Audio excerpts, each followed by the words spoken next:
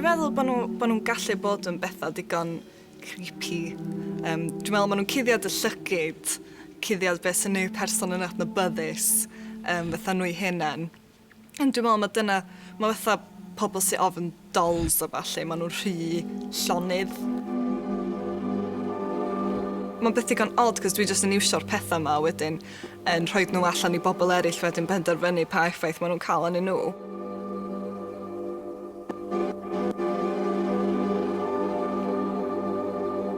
Mae lot o bobl wedi disgrifio nhw fatha reit unsettling.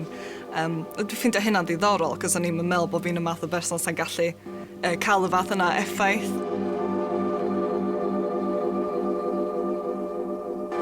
Dwi'n rhedeg flwyddyn wan ym mhrifysgol Brighton. Dwi'n studio illustration, ond mae'r cwrs yn eang iawn. Maen nhw'n gadael ni arbrofi. Dwi wedi arbrofi efo collage, ffotograffiaeth, animeiddio.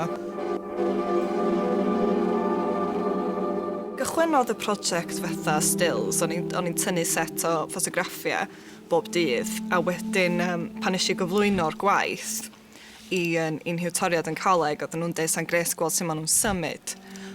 So wedyn nes i oedd mewn ffordd eitha chwareus, just gwisgo fyny a gweld sut oedd yn reit organig. Cos dwi'n meddwl mae'r ffordd sy'n gwisgo yn effeithio dy gorff di gymaint.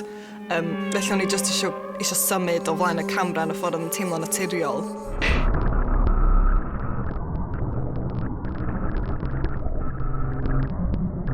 Nes i alw'r darn yma yn duality, oedd am ochrau gwahanol i bersonoliaeth rhywun.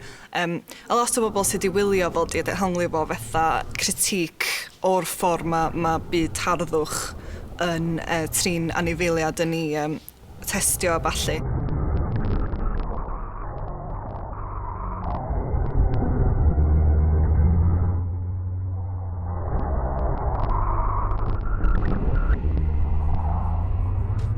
Dwi'n mwynhau cholur ag gwisgo a ballu. Dwi'n meddwl bod o'n lot o hwyl, ond mae'n ochr tywyll iddo fo hefyd.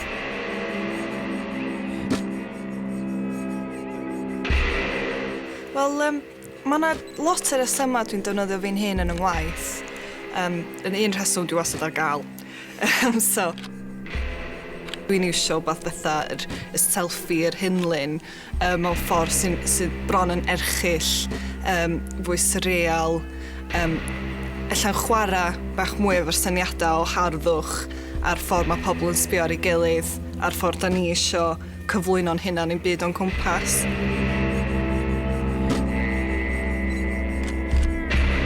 Dwi'n meddwl mae'r lein yn gallu bod yn antenna rhwng beth sy'n gyfforddus i bobl weld a beth sydd ddim. A dwi'n meddwl os ydy ddim, mae'n gorfod bod fel yna efo rheswm, neu mae'n jyst yn trio fel eich sioc yn rhywun.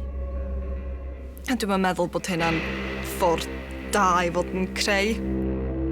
Dwi'n meddwl os ti'n creu o beth sy'n teimlo'n onest, sydd yn beth ti eisiau creu ar y pryd, a dim i jyst creu ymateb yn rhywun, dwi'n meddwl bod dyna pryd mae'r sioc neu'r ochr dywyll yn cael ei bwrpas, dwi'n meddwl.